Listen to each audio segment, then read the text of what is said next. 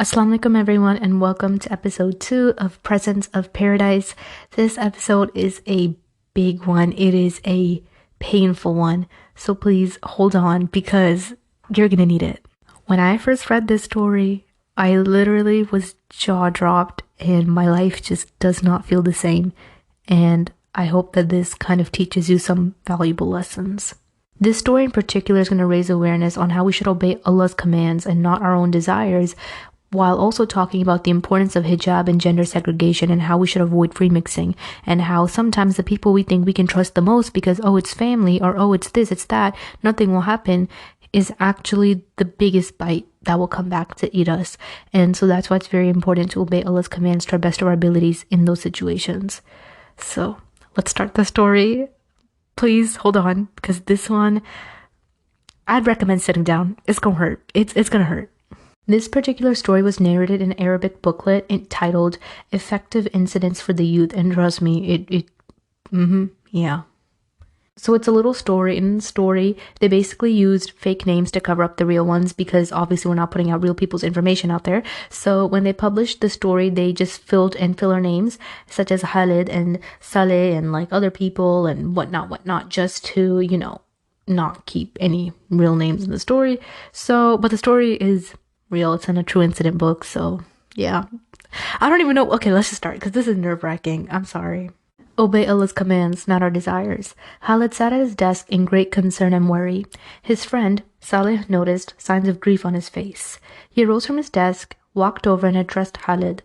We've been friends for a long time. For over a week now, I have been noticing that you're in deep contemplation and seem very distracted.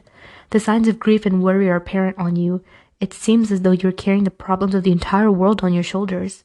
Don't you know that all matters lie in Allah subhanahu wa ta'ala's control? Khalid kept quiet for a while and then said, I commend you on your excellent perception. At the moment, I'm in need of someone to communicate my problems and worries. Perhaps you can assist me in solving them. Khalid straightened up in his chair and poured a cup of tea for his friend, and then said, The problem is that, as you know, I've been married for approximately 8 months. My wife and I are living alone in our house. My younger brother, Hamd, who is 20 years of age, has just completed high school and has been accepted into a university here. He'll be arriving in a week or two to commence his lessons. My parents are persistently commanding me to allow him to live with me in my house instead of living with some friend or in a flat. They're afraid that he should deviate. These apartments have a lot of different people living there who might influence him. I refuse this offer as he's a young man. His being in my house could lead to great danger. We've passed that age of adolescence and we know what our condition was at that time. I will at times have to leave my house while he's still asleep. Sometimes for work, I will be out of home for a couple of days. I informed my ulama of my dilemma. He cautioned me from allowing any person, even my brother, to stay with my wife and me in one house. He mentioned the statement of Rasulullah, may Allah be pleased with him, the in-law is death, narrated by Bukhari and Muslim, i.e. the most dangerous thing for a woman is her husband's family, his brother, uncles, and cousins. They enter the house quite freely and nobody has any doubt regarding them. Thus the harm and trouble caused by them is much more severe and grave. The other thing is also that a man needs to have, obviously privacy in a home and his wife and whatnot. And this will not be possible if my brother Hamd is also residing in our house. Khalid kept quiet for a while, sipping his tea, and continued. When I explained my situation to my parents, gave them my reasons, and took an oath that I only desired good for my brother, they became very angry with me. They complained about me to our relatives, accused me of disobedience to my parents, depicted me to be sick-hearted, evil-minded, and full of evil intentions. And since I had such evil thoughts regarding my brother, whereas he regarded my wife as his elder sister, they then portrayed me to be jealous and full of malice, disliking goodness for my brother and not desiring him to complete his university studies. The worst was when my father threatened me, saying, This is a great embarrassment. How can your brother live with strangers when your house is available? By Allah, if you do not allow him to live with you, your mother and I will never speak to you for the rest of our lives. We'll have nothing to do with you after this day, and we will continue ourselves from you in this worldly life and the hereafter. Khalid lowered his head and then said, Now I'm in great confusion. On one hand, I want to please my parents, and on the other hand, I don't want to sacrifice my family's happiness. What's your opinion solution to this taxing and complex problem? Saleh sat up and answered, You want my clear and open opinion in this matter? Oh, Khalid, it seems like you're a person of great misgiving and suspicion. Otherwise, why would you create problems with your parents? Don't you know that the pleasure of Allah subhanahu wa ta'ala lies in pleasing your parents, and the displeasure of Allah subhanahu wa ta'ala is in displeasing them? If your brother lives in your house, he'll take care of the needs and the duties of the house in your absence. He'll be the man of the house in your absence. Saleh kept quiet for a while so that he could see the effects of his speech sink into Khalid. He then continued, "Why are you harboring evil thoughts about your brother? Why are you being suspicious regarding an innocent person without proof? Have you forgotten the command of Allah subhanahu wa ta'ala, O believers, abstain greatly from thought. Verily, some thoughts are sin." In Surah Hujarat, "Don't you trust your wife and your brother?" Khalid interrupted, "I trust them both, but..." Immediately, Saleh cut him off, saying, "You are returning to suspicion, thoughts and delusions. Trust me, Khalid, your brother Hamd will be the guardian of your house in your presence and absence. He'll never think of approaching his brother's wife with evil intentions, since he will regard her as an elder sister. Ask yourself, if your brother was married, would you have held any evil thoughts regarding her? Would you have interfered with her? I think the answer is quite clear, Khalid. Why are you causing anxiety to your parents and your brother? Why are you breaking family unity? And why are you causing a split due to your suspicions, doubts, misgivings, which possess no solid basis? Be intelligent and please your parents, so that Allah subhanahu wa ta'ala may be pleased with you. To eliminate any doubts, why don't you place Hamd in the front portion of your house and lock the door separating the front portion from the remaining section of the house?" Khalid was satisfied with the advice of his friend and could not find any reason to now refute the request. After a few days, Hamd arrived by plane. Khalid welcomed him in and took him home, where he began residing in the front section of his home. And I want to do a small intermission. Guys, hold on, because this is where it gets painful. Yeah, like actually painful. Also, guys, should I change my whole career path and become like an audiobook reader? Do you guys think I'd be good for that? Okay, besides the point. Or maybe you could DM me and let me know. I don't know. I might just switch my life. Just kidding. Okay, this is where it gets serious, okay? Intermission. Get ready. You need to do something. Do it. Sit down, because it's about to get really serious. Like, it's about to get dark. Okay, days passed. 4 years later, Khalid had just reached the age of 30. He was now the proud father of 3 beautiful children. Hamd was in the final year of his studies. Khalid had promised to get him a good job at the university. Until that time, Khalid mused Hamd could remain living with him until he married and acquired his own home. One night, Khalid, driving his car, was returning home quite late. On the street adjoining his house, he saw from a distance 2 forms on the side of the road. As he drew closer, he saw an old woman positioned over a young woman lying flat, outstretched on the ground, screeching in pain and turning from side to side.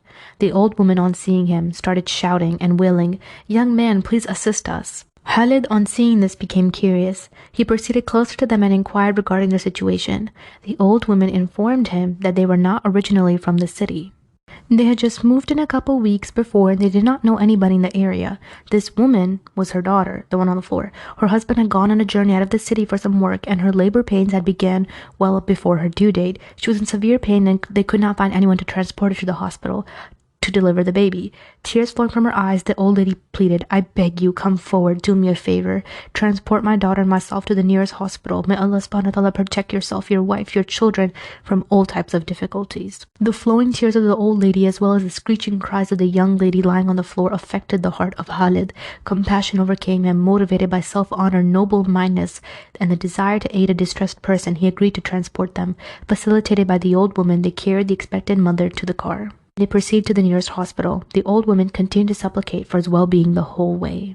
Khalid's self-honor and noble-mindedness did not allow him to return home and leave this lady and her daughter alone before a successful operation and the birth of a healthy child. He informed the old lady that he would wait for her in the men's waiting room. As soon as the child was born, she should inform him of the good news. He then phoned home and informed them of the situation, stating that he would arrive late, so that all at home would be ease.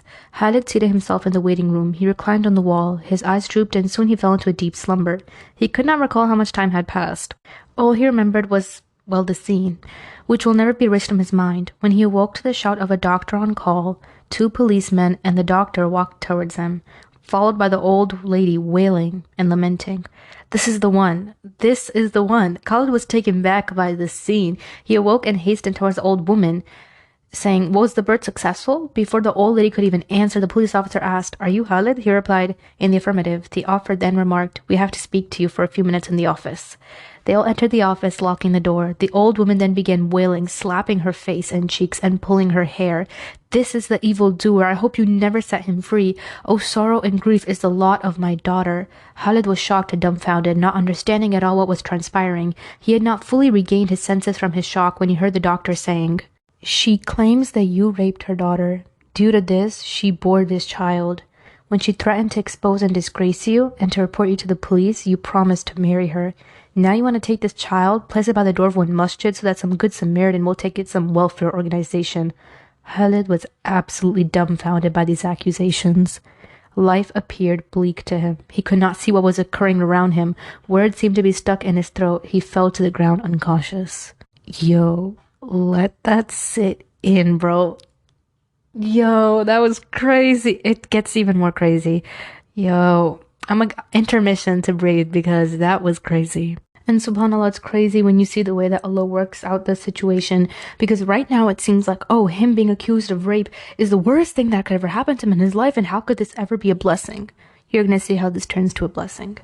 A while later, he regained consciousness. He found himself in a room with two officers. One of them spoke out, "Khalid, tell me the truth. Your countenance portrays you to be a man of honor, and your actions show that it is quite unlikely that you would have committed such a monstrous crime." Khalid responded with a pain penetrating his heart. "O people, is this the recompense of good? Is this how kindness is repaid? I'm an honorable, chastit man. I'm married, have 2 sons and 1 daughter. I reside in a good neighborhood." Khalid could not control himself. Tears flowing from his eyes, tears of oppression and injustice, tears portraying his innocence and purity. When he regained his composure, Khalid narrated the whole incident which had occurred. After narrating his side of the story, the officer said to him, "Do not worry. I believe that you're innocent. However, we have to follow legal procedures to prove your innocence. The matter is very simple in this case. We'll have to conduct some medical tests which will expose the truth." Khalid interrupted, "What truth? The truth that I'm innocent, honorable, and just don't you believe me? Even dogs show kindness to those who are kind to them. However, there are so many people who cause harm and deceive those who do good to them." Khalid's spitting bars. Anyway, sorry. In the morning, samples of Khalid's sperm were taken and sent to the laboratory for testing. Khalid sat with the officer in another room, making dua and calling out to Allah subhanahu wa ta'ala to expose the reality. Approximately 2 hours later, the results returned. The medical test proved Khalid to be innocent of those accusations. Khalid could not control himself with joy. He fell down in sajda, praising Allah for having made his apparent innocence. The officer apologized for the inconvenience caused to him. The old lady and her daughter were handed off to the police for investigation so that they could be punished accordingly. Now you might be sitting here and thinking, how is this a blessing? Because at the end of the day, he still got accused. Well, you're going to see how this is a blessing. Before leaving the hospital, Khalid decided to bid farewell and thank the doctor who presided over the case. He proceeded to this office and thanked him for his effort. The doctor unexpectedly remarked, "If you don't mind, I'd like to speak for you for a few minutes." The doctor then began discussing some side issues before he gathered courage and said, "In reality, Khalid, I think that you suffer from some kind of illness. When I noticed after studying your samples, however, I'm not certain. I would therefore like to test your wife and children, so that I could be certain." Now you might just think, oh, well, he just has a sickness, and maybe he got revealed to his sickness. Not quite. Not quite, babes. Fear appeared on the face of Khalid. He remarked, "Oh, doctor, please tell me what's wrong with me. I'm happy with the decree of Allah. My concern is my small children. I'm prepared to sacrifice for them." He then burst out crying. The doctor soothed him and calmed him and then said, "I cannot tell you anything until I'm convinced. It could happen that my doubts are incorrect. Please bring your wife and children without any delay." A few hours later, Khalid returned with his wife and children. Tests were carried out on them. After completion, he left them in the car and returned to talk to the doctor. While speaking to him, Khalid's phone rang. He answered and spoke for a short while. After ending the conversation, he turned to the doctor and inquired, "Who were you telling not to break the door of the room?" Khalid answered, "That was my brother, Hamd. He lives with me in my apartment. He misplaced his key, and he asked me to return quickly to open the door." The doctor asked surprised, "And for how long has he been living with you?" Khalid answered, "For the last 4 years. He's now in the final years of his studies." The doctor inquired, "Is it possible for him to come so that we can see whether this sickness is hereditary or not?" Khalid replied, "Happily, I'll bring him tomorrow." Hold on, this is where it gets tight. This part makes my heart so heavy. Just stick with me here. At the appointed time, Khalid and Hamd came to the hospital. Necessary samples were required and taken. The doctors requested Khalid to return a week later so that he could show him the final analysis after being certain. So Khalid remained worried for the whole week. The following week, he returned to the doctor, who welcomed him with open arms. He served him some lemon juice to soothe his nerves. He then narrated the virtues of patience and difficulties and problems, explaining that this was the system of this worldly life. Khalid interrupted him, saying, "Please, doctor, do not wreck my nerves anymore. I'm ready to accept whatever sickness I have. This is a decision and judgment of Allah subhanahu wa ta'ala. What's the problem?" The doctor lowered his head and then said, "Many times the truth is bitter and painful, however, it has to be known. Running away from problems will not solve them, nor change the reality." The doctor kept quiet for a moment and then dropped the bombshell. "Khalid, you're sterile. It's impossible for you to have children. Those 3 children are not yours. They're actually from your brother Hamd." Khalid did not possess the capacity to hear such startling news. He screamed out loudly, which ran in the whole hospital, and then fell down unconscious. Yeah, I haven't been the same since I read that. That is heavy. Yo, moment of silence. And the sad part is this is someone's real story. This is someone's real story written out. Subhanallah. After 2 weeks, Khalid regained consciousness to find that his whole life had been shattered and destroyed. He'd become partially paralyzed. He had lost his mind due to the shock. He had already been transported to the mad hospital where he'd be spending the rest of his life. His wife was handed to the Sharia court so that she could confess and thereafter be stoned to death for committing the heinous act of adultery. His brother Hamd was placed behind bars, waiting for the Sharia punishment of 100 lashes to be meted out of him. 3 beautiful children were taken and placed in an orphanage to live with other unwanted and orphaned children. This is the system of Allah subhanahu wa ta'ala. The brother-in-law is death. And you will never find in the system of Allah any change. In every command of Allah subhanahu wa ta'ala are immense wisdoms. Man's intelligence is short-sighted and weak. The object of the servant should only be to adhere to the commands of Allah subhanahu wa ta'ala, since he knows what is most beneficial for us. At times, certain commands go completely against our desires and norms of society. One will thus have to go against the customs of society and fulfill this command of Allah, since this is an immense trial for which will all be recompensed in the hereafter. The Prophet, peace be upon him, said, "Whoever holds firmly onto my sunnah at the times of corruption of my ummah will receive the reward of 100 martyrs." The reason for this great reward is that when a person will practice on these actions, he will be criticized, rebuked, and mocked. You'll have to bear these remarks and insults with tolerance and patience. One such command is observing the hijab from one's brothers-in-law, cousin, husband, uncles, husband, nephews, and other such male relatives which Islam regards to be strangers to women. Dr. Stephen Clark, a psychologist, has published his observations. The intermingling of males and females, unrestricted visiting of cousins and family members, staying and dining at each other's homes, are according to me very harmful, and its effects last for generations. By the socializing, I've seen women inclined to other men. Due to this intermingling, I have witnessed divorces and an increase in immodesty and adultery. I've observed breaking up homes, suicide, people ending up in jail. The underlying cause is this free access into one another's home. This story that I shared with you is a heart-rending incident which quoted to illustrate the gravity of the non-observance of hijab and segregation between genders within family circles, which has led to such grief, loss, and sorrow, not only in the hereafter but in this worldly life. This is only one of the multitudes of such incidents which have and still occur. Subhanallah, and that is where the story ends. We don't necessarily know what happened after that. I don't know. They never had a follow-up. That's where the story ended. So let's talk about it. I think that this was an immense amount of, like, I remember the first time when I read it and I was sitting there, I just thought that, okay, like, oh, maybe he's getting accused of a crime. And then when I kept reading it and I saw that, I was like, hell no. You know what? And I feel like what baffles me is when you look at the people around you. Where did this start off? Where did it start off? It started off with him talking to his friend, saying, "I'm worried, this is happening, my brother's coming, what should I do?" What did his friend tell him? He was in a state of, I don't know what I should do. And then his own friend was the one who was like, you should do it. Why not? Let him stay, let him stay. What can go wrong? What can go wrong? After Allah's commandments have already been stated. Now I want you to think about your own circle of friends. This is a big example, and maybe, inshallah, here you've never been through this, and inshallah none of us ever do. But this was a big example. Now think about your friends that force you to do, things that might be borderline haram or are haram, or friends that might force you to do things that aren't necessarily liked in the eyes of Allah. And you're thinking that it's harmless. You're thinking that nothing will happen to you. But yet here we have such a big story where just a friend simply saying, yeah, let him stay in your house, caused this disaster 4 years later. Not just 4 years later, not just ruining the life of the man, but also ruining the life of those 3 children. And this is exactly why it's so important. It is so important to be careful on who you trust and who you marry and who you are friends with. Very important. It's not lightweight news. It's not lightweight business. This is very important business, because when you start to let anyone and anything influence you and move you around, that means you take every advice, and not every advice is meant to be good advice. Ultimately, you should always follow the advice that Islam has told us to do. When we don't follow what Islam says, we pay the consequences ourselves. We pay them. Now Allah knows best. Inshallah, here that man's okay. At the end of the day, we don't know. Inshallah, here he's fine. But if you think about it, now more than ever, this has become common. And in a system where the Sharia is not in place, of course, people, they just let it go. But the reality is, in Allah's hereafter, we are all to some degree going to have to answer for something, right? Whether big or small. And one of the biggest things that we do by accident is justifying sin. And I've talked about this before, and a lot of scholars say the same thing, that sometimes the sin itself is just the sin. Yes, it's bad. Okay. But you sitting here justifying it is what pushed it to new levels.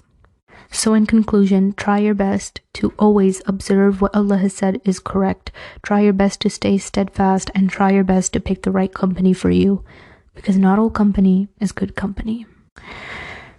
So make smart choices. With that being said, have a great rest of your day. Take care of yourself. Hope you guys sleep well. I know I'm definitely gonna be feeling type of way after the story. It's been crazy. Hope my 11% male audience can heal, because that was definitely some thought-provoking stories.